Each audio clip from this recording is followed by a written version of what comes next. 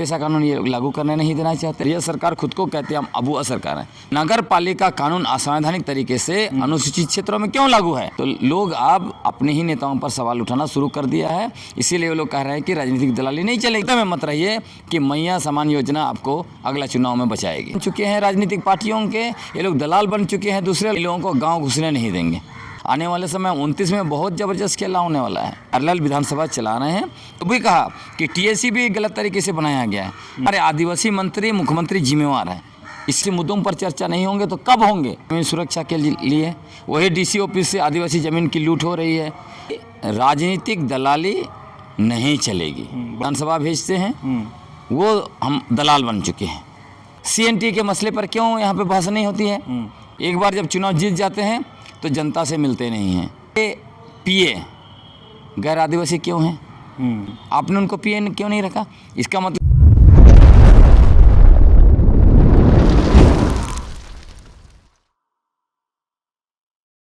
नमस्कार, जोहार। आप देख रहे हैं झारखंड स्वतंत्र खबर। हमारे साथ लेखक गैलेक्सन डुंगडुंग हैं और पेशा पर जिस तरह से लगातार लोगों को जानकारी उपलब्ध कर रहे हैं, हर जगह जा करके कि पेशा है क्या। पेशा एक्ट 1996 को लेकर के लगातार जिस तरह से लिख रहे हैं, लोगों तक जाके उनको जानकारी पहुंचा रहे हैं। लेकिन हम बात करेंगे कि 19 तारीख को डुम्बारी बुरू से पेशा के लेकर के उलगुलान शुरू होने वाला है और 21 तारीख को विधानसभा पहुँच जाएगा। मैंने विधानसभा घेराव लोग करेंगे। लेकिन हम एक बात जानेंगे कि जब भी आंदोलन होता है तो खुट्टी से ही क्यों शुरू होता है।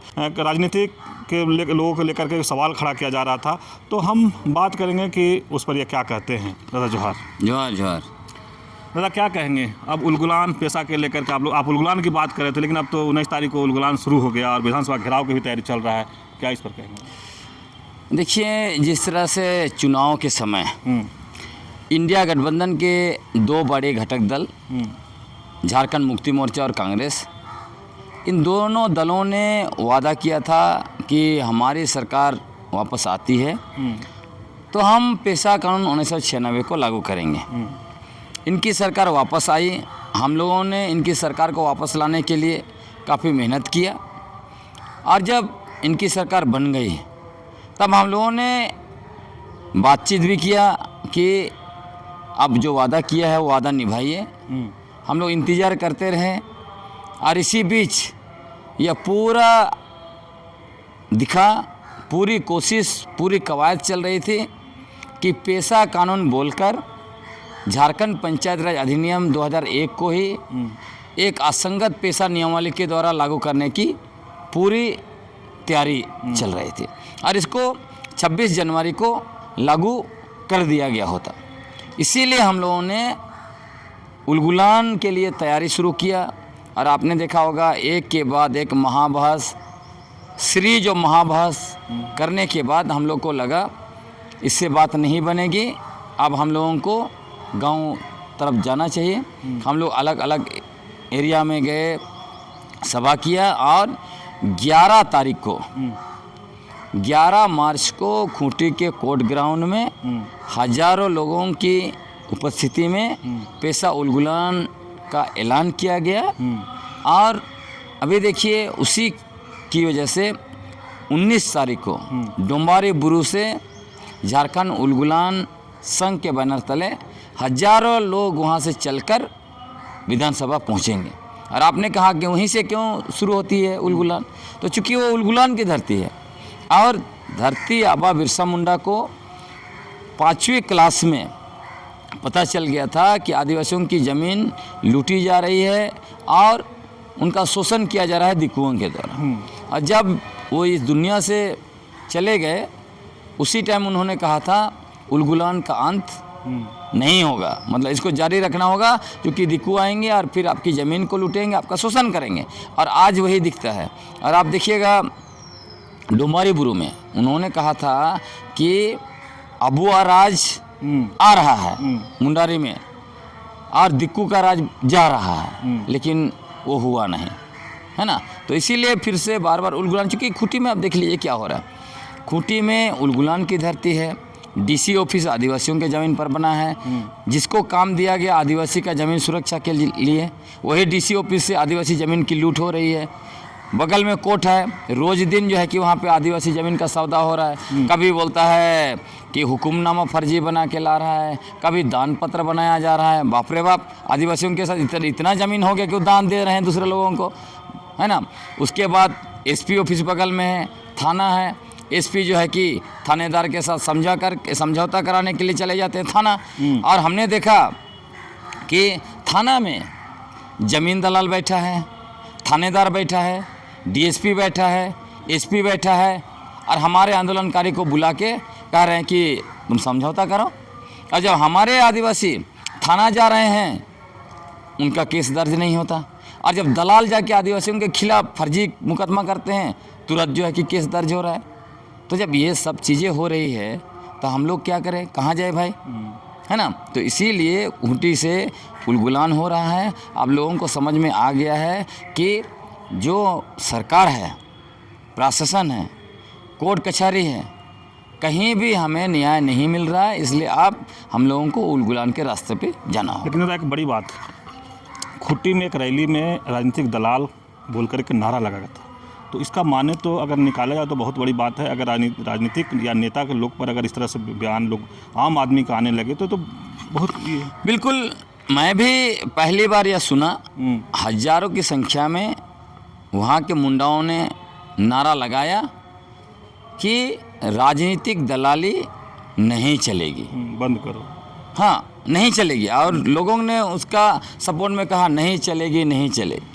तो कहने का मतलब इन लोगों को आप समझ में आ गया। मैंने पूछा भी तो उन्होंने स्पष्ट कहा कि हमारे नेता जिनको हम चुन के विधानसभा भेजते हैं, वो हम दलाल बन चुके हैं।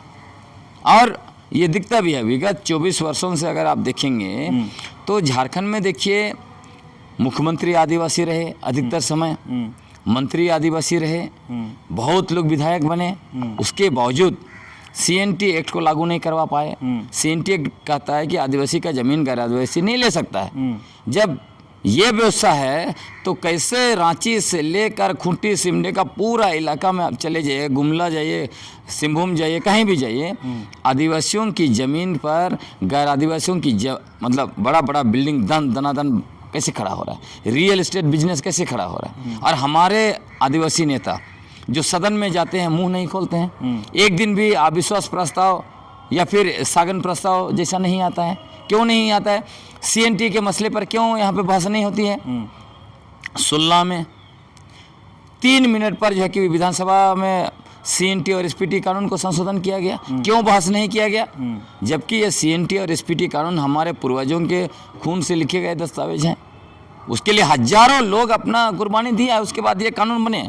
उसको इनका हिम्मत हो जाता है 3 मिनट में संशोधन करने के लिए, और हमारे आदिवासी विधायक देखते रहते हैं। तो ऐसे तो नहीं चल सकता, है ना। इसीलिए कह रहे हैं कि राजनीतिक दलाली नहीं चलेगी। बहुत लोग यह भी बात करना शुरू किए हैं कि हमारे आदिवासी नेता खुद को बहुत काबिल मानते हैं। एक बार जब चुनाव जीत जाते हैं तो जनता से मिलते नहीं हैं, है ना।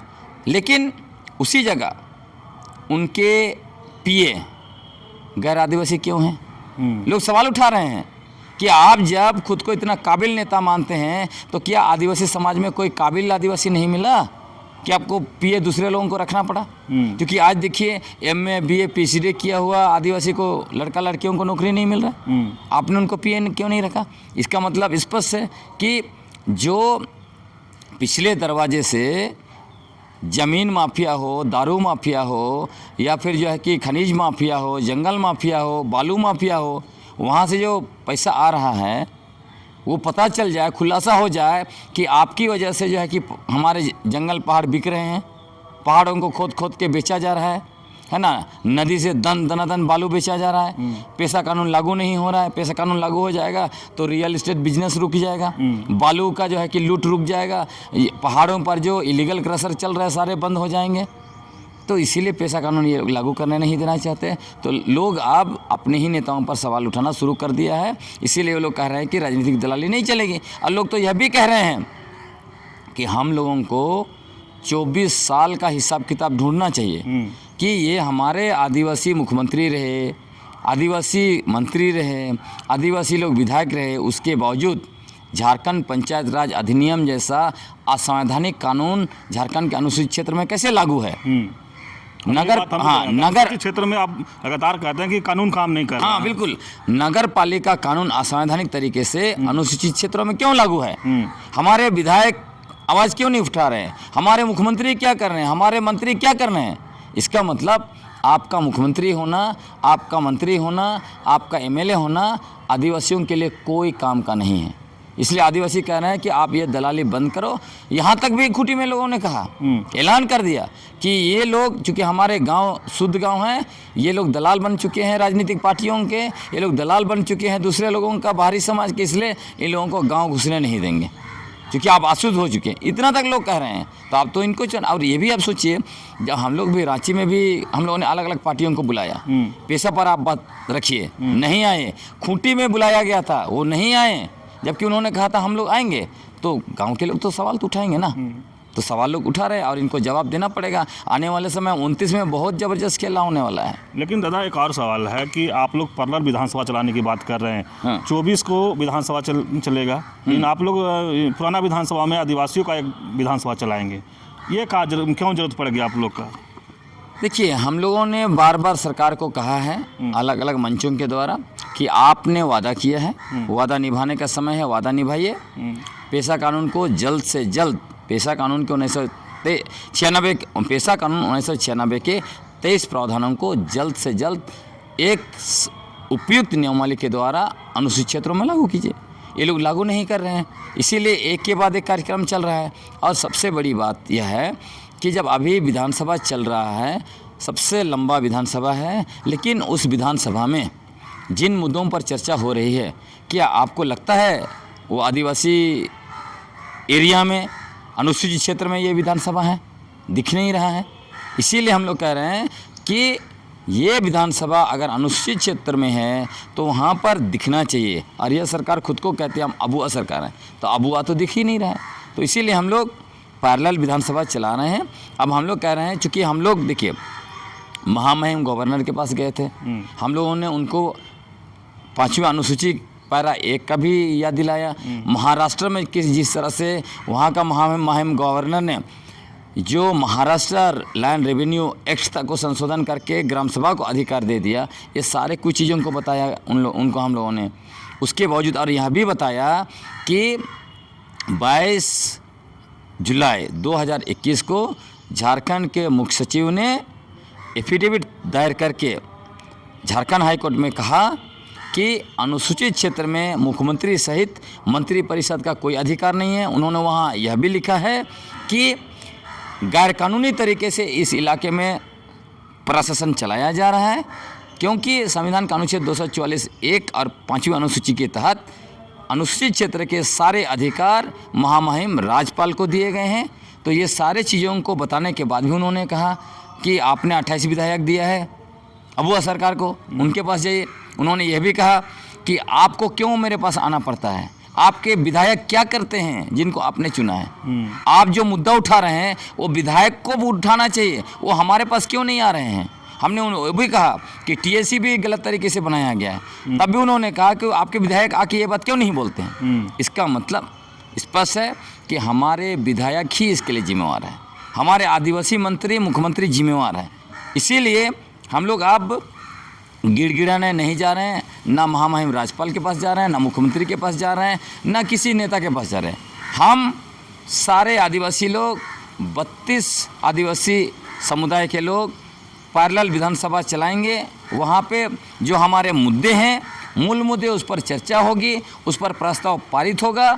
और जो है, चूँकि अनुसूचित क्षेत्र का मालिक आदिवासी लोग हैं, इसीलिए वो 5वीं अनुसूची बना है, तो वो महामहिम गवर्नर को भी वहाँ से आदेश देंगे, वो वहाँ से मुख्यमंत्री को भी आदेश देंगे। चूँकि ये तो मंत्रिपरिषद और मुख्यमंत्री का तो कोई अधिकार नहीं है, तो हम लोग आदेश देंगे ये काम करो, तो प्रस्ताव पारित करके उनको दिया जाएगा कि आप काम करो, इसीलिए वो विधानसभा होगा। लेकिन दादा एक और बड़ी बात है, कई बुद्धिजीवी कह रहे हैं कि जो विधानसभा चल रहा है नौटंकी हो रहा है, इसको कहाँ तक हम मानते हैं? लोगों की अपने अपने विचार है। मैं इसका कहना, उनका कहना क्या है कि आदिवासियों मुद्दा वहाँ पर उठाए, इसलिए शायद ये बात को रख रहे थे। हाँ बिल्कुल, निश्चित तौर पर जब आदिवासी मुद्दे वहाँ पे नहीं उठाए जा रहे हैं, और पहली बार देखिए कि 30 आदिवासी विधायक हैं, उस स्थिति में अगर आदिवासी मुद्दे नहीं उठाए जाएंगे, जब मुख्यमंत्री आदिवासी है, विपक्ष के नेता आदिवासी है, कई मंत्री आदिवासी हैं, उसके साथ साथ 30 आदिवासी विधायक हैं, तो इस समय पेशा कानून लागू नहीं होगा तो कभी नहीं होगा।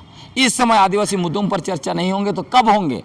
तो लोग जो बोल रहे हैं, आरोप लगा रहे हैं, सही आरोप लगा रहे हैं। इसलिए हम लोग कह रहे हैं कि हम लोग आप आदिवासियों को जब जब विधानसभा चलेगी, हमें अपना अलग विधानसभा चलाना होगा और वहाँ प्रस्ताव पारित करने होंगे, वहाँ मुद्दों पर चर्चा करना होगा और यहाँ राज्य को दिशा देना होगा, सरकार को दिशा देना होगा, विधानमंडल को दिशा देना होगा, गवर्नर को भी दिशा देना होगा, क्योंकि गवर्नर भी भटक गए हैं। इसलिए हम लोग को पूछते हैं कि हमारे पहले जो भी गवर्नर थे उन्होंने क्या किया? जब उन्होंने कुछ नहीं किया तो आप तो कीजिए, यही हमने कहा। फिर भी कहते हैं मैं कुछ नहीं करूँगा, तो फिर आप उस पद पर क्यों हैं?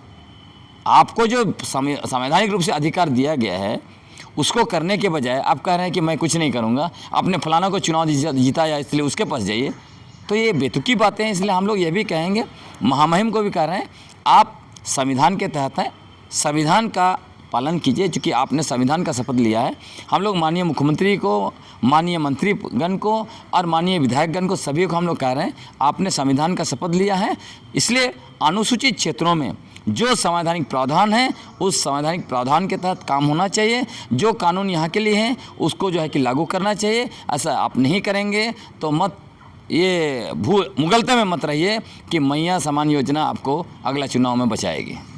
चलिए, आप सुन रहे थे लेखक गलेक्शन डुंगडुंग की बात, और जिस तरह से पेशा एक्ट 1996 को लेकर के बहस छेड़ दिए हैं, अब उस हवा में कहीं ना कहीं अब मंत्री, मुख्यमंत्री, विधायक, नेतागण भी अब आ गए हैं। और जिस तरह से अब कह रहे हैं कि खुट्टी में लोग कह रहे थे कि राजनीतिक दलाली नहीं चलेगा, और वो कहीं ना कहीं ये कहने का मतलब था कि जो विधायक हैं उसको आदिवासी समाज के लोग, आदिवासी समाज के अगुआ अब घेरने लगे हैं कि आदिवासी मुद्दा अगर सदन में नहीं उठाते हैं तो आप किस टाइप के हम लोग का विधायक है। मैंने इस तरह के लोग अब बात करने लगे हैं। और जिस तरह से कहे कि खुट्टी में नारे लगाते हुए कहे कि आदिवासी को विधायक को अब दलाल भी कहने लगे हैं, तो ये बहुत बड़ी बात है कि अब आदिवासियों में आक्रोश है। वो अपने ही नेता के खिलाफ अब आप आक्रोश जाहिर कर रहे हैं, और इसलिए कि आदिवासी मुद्दा सदन में अगर नहीं उठ रहा है तो इसके लिए कहीं ना कहीं अब उलगुलान के लिए लोग तैयारी, पहले तो पेशा पर उलगुलान कर रहे हैं, लेकिन जिस तरह से कह रहे हैं कि लोग अब विधायकों से सवाल पूछेंगे, सब विधायकों को घेरेंगे, तो कहीं ना कहीं उलगुलान होगा विधायकों के खिलाफ भी, और पेशा के झोंके में अब इन लोग विधायक भी आ रहे हैं। तो देखना होगा कि अगर जिस तरह से पर्लर विधानसभा चलेगा तो सरकार उससे कितनी सीख और समझ लेती है। तो इस तरह खबर को देखने के लिए आप झारखंड स्वतंत्र खबर जुड़े रहिए। जोहार, नमस्कार।